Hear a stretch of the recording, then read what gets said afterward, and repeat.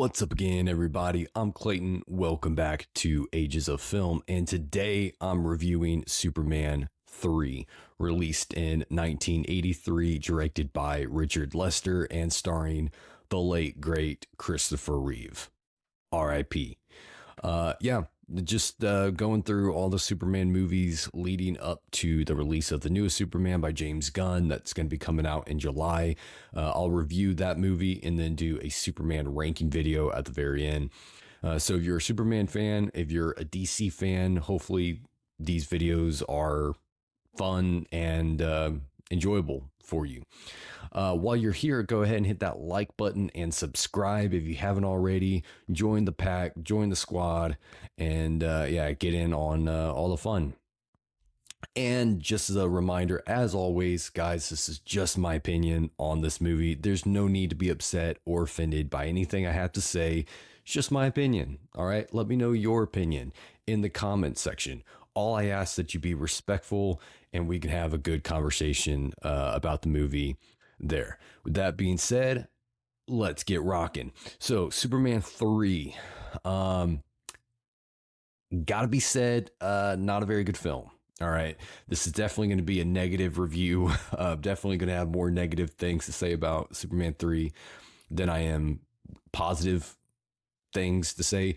That being said, there are still a few things that I do like about Superman 3. It does have a few things going for it I'll get into. But yeah, this is primarily going to be a negative review. So if you're a Superman 3 fan, I apologize in advance. My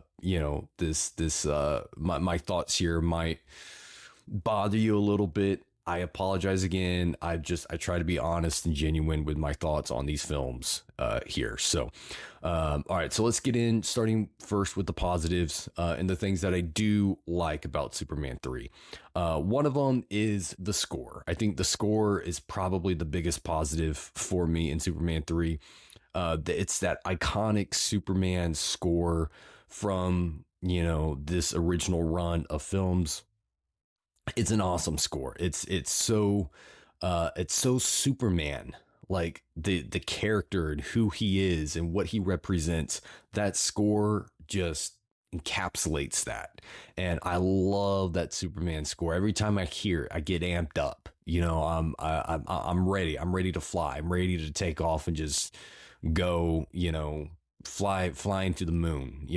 Love that Superman score. So.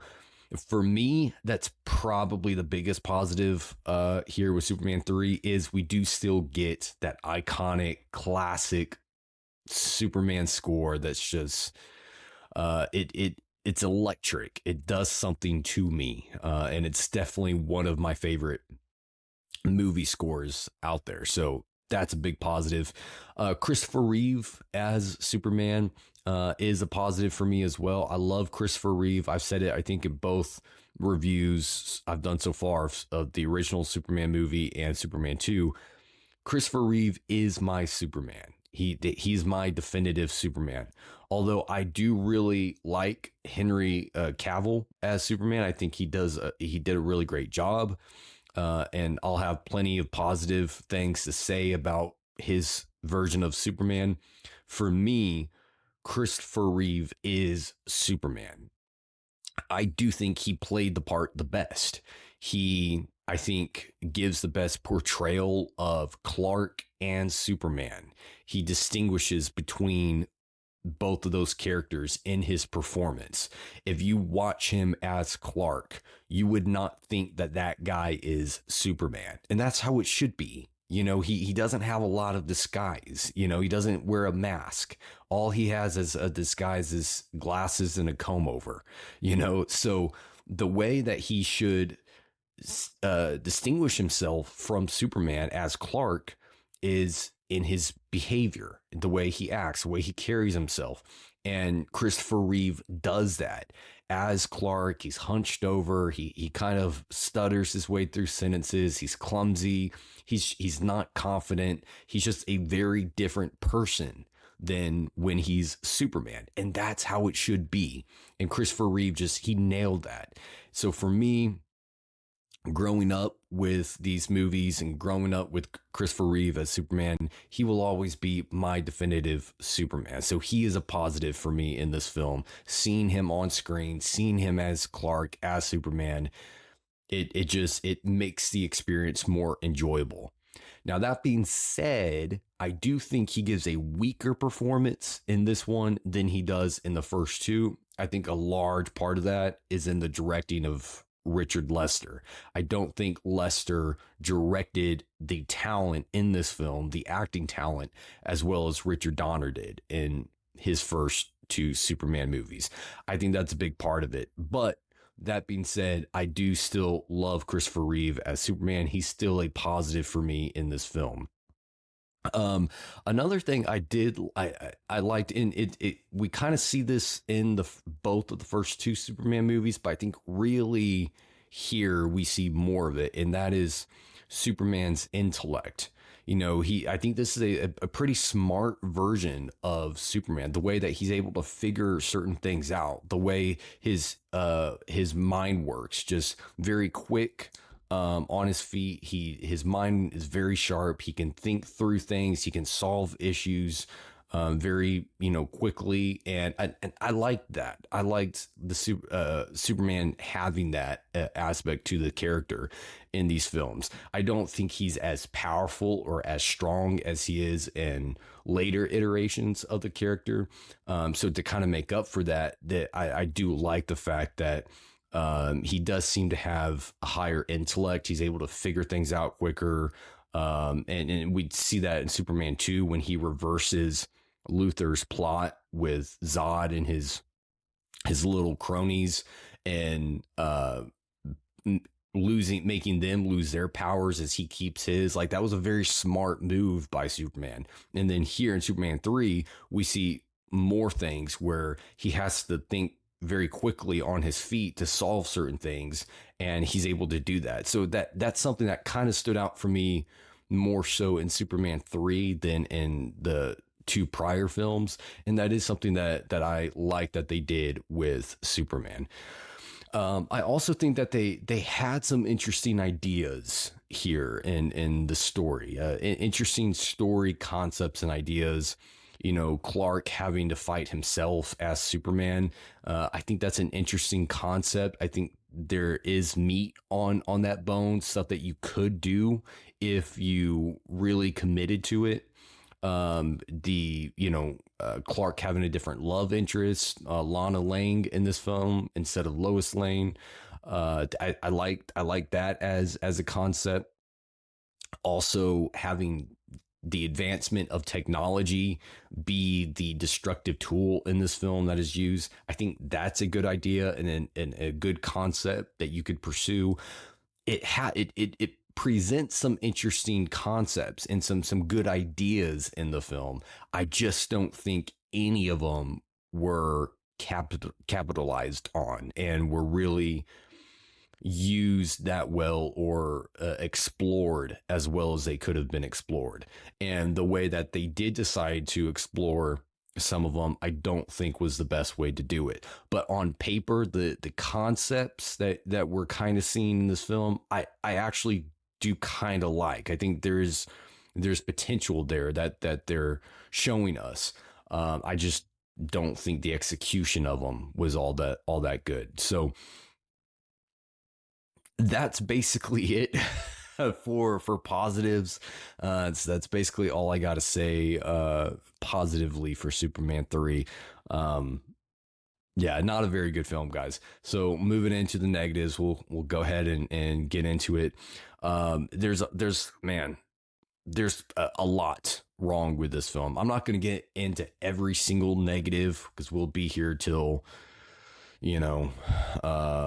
dusk if I'm sitting here talking about every minute detail that bothered me, but just trying to go through some of the bigger issues. One, the antagonist for me, not a very good antagonist. It felt like Lex Luthor light. And that's an issue. Like, we had Luthor in the first two films, and here that we don't have Luthor. We have a different character. something Wilson, I think, something like that. Basically, he's Lex Luthor light. He's a rich, a rich conceited guy that is supposedly really smart and very high IQ. Basically, Lex Luthor, only just not as good. He's not as interesting as Luthor is. He's not as dangerous as Luthor is, in my opinion. I didn't feel the threat from him that I felt from Luthor. Also, the performance by the actor who played him isn't nearly as good as what Gene Hackman brought to Lex Luthor as a character in the first two Superman movies. So the acting didn't really work. I didn't really feel the threat of the character, and there wasn't anything interesting about this character. There wasn't anything new. It was basically the same thing that Lex Luthor is, only a lesser, not as good version of it. It's Lex Luthor light. It's a B version of Luthor, and it's just not as good. So the antagonist for me just didn't really work.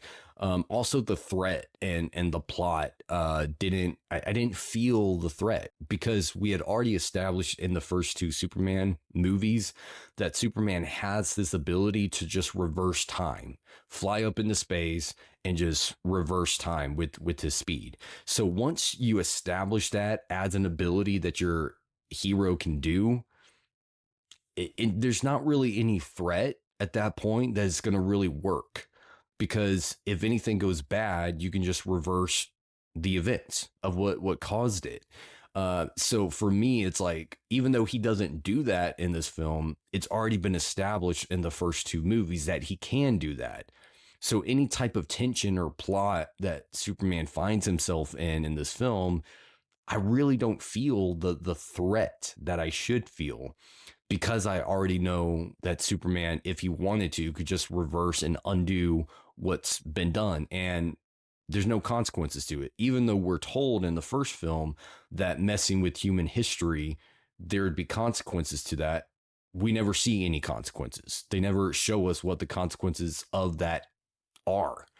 So if there's no consequences, Superman can just do that at his convenience whenever something goes wrong. So that creates a problem in regards to plot and threat, because there's nothing that happens or really can happen where I'm going to feel like Superman is in any real danger here, or that anyone he's trying to protect is in any real danger, because he can just reverse time and undo what's already been done. So for me, again, the plot, the threat didn't really work.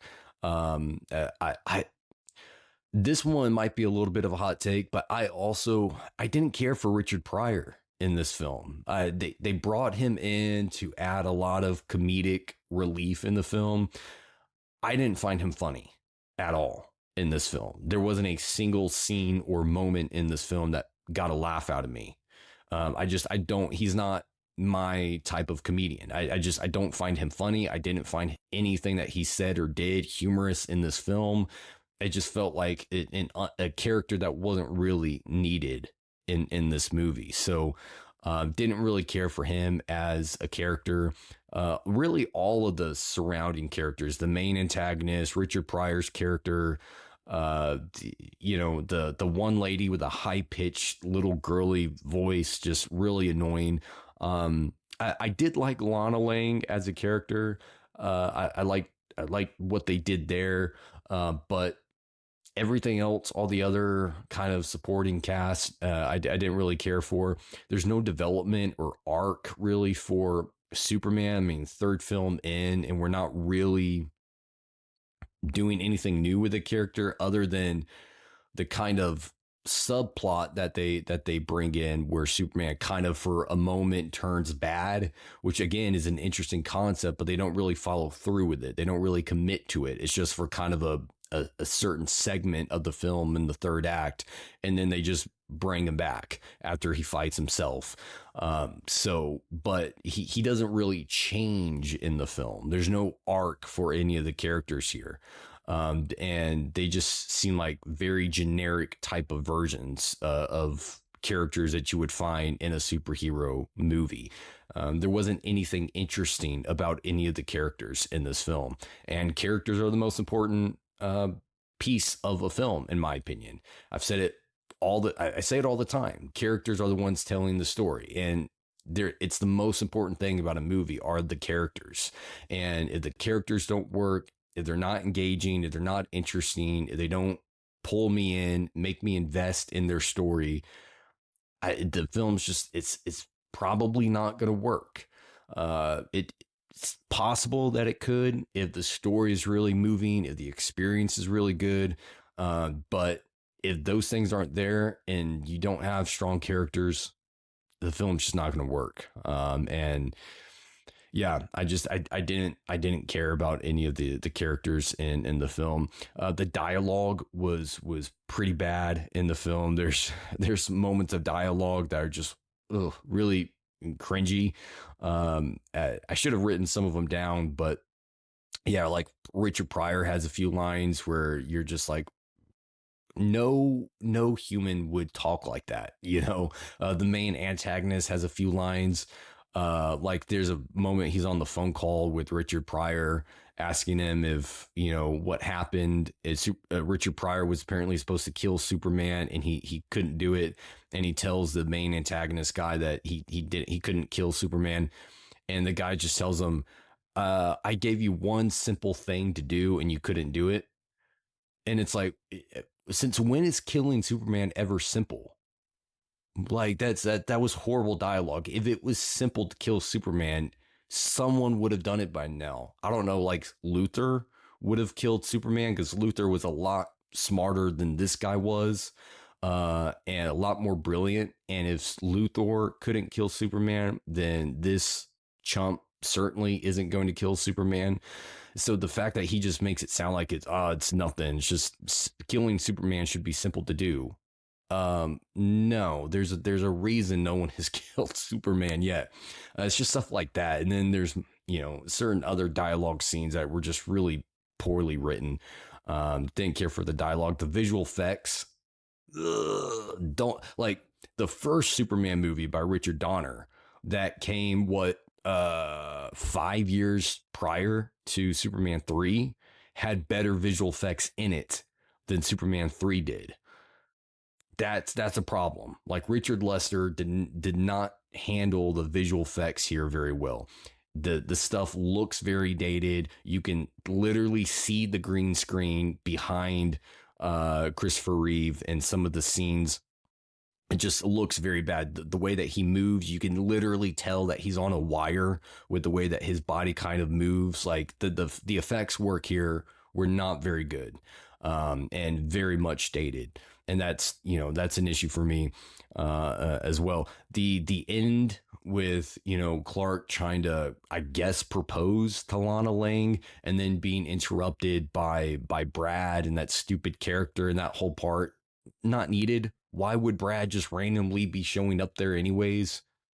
In that exact moment, and you did nothing with it other than him just kind of getting smacked around by Clark. There's so much in this film that just wasn't needed. Also, the kryptonite stuff. That part was so dumb. The fact that they thought they could just reproduce kryptonite in a lab and make it affect Superman was dumb. That was just stupid. Kryptonite is a foreign rock that is, you can't just you can't replicate and just reproduce all the little minute details of a rock, of kryptonite, especially when it's from a foreign planet.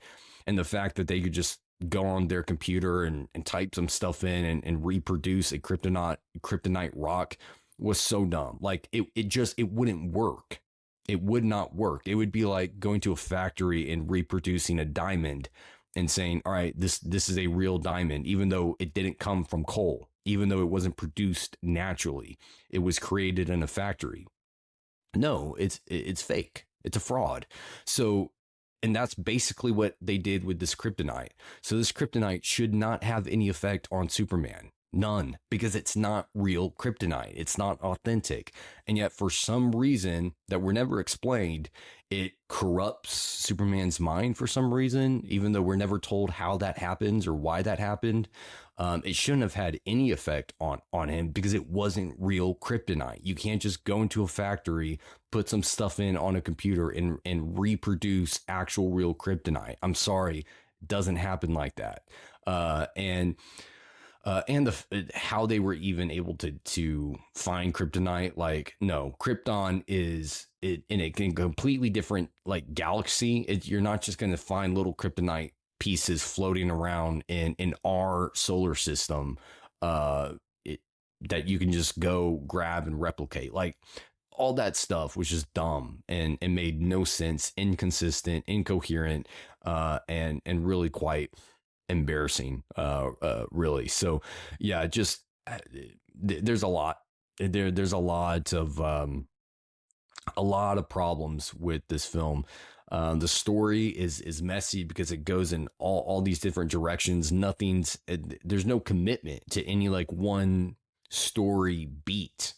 They want to kind of pursue this love interest with Lana Lang, even though she almost doesn't even appear in the whole third act.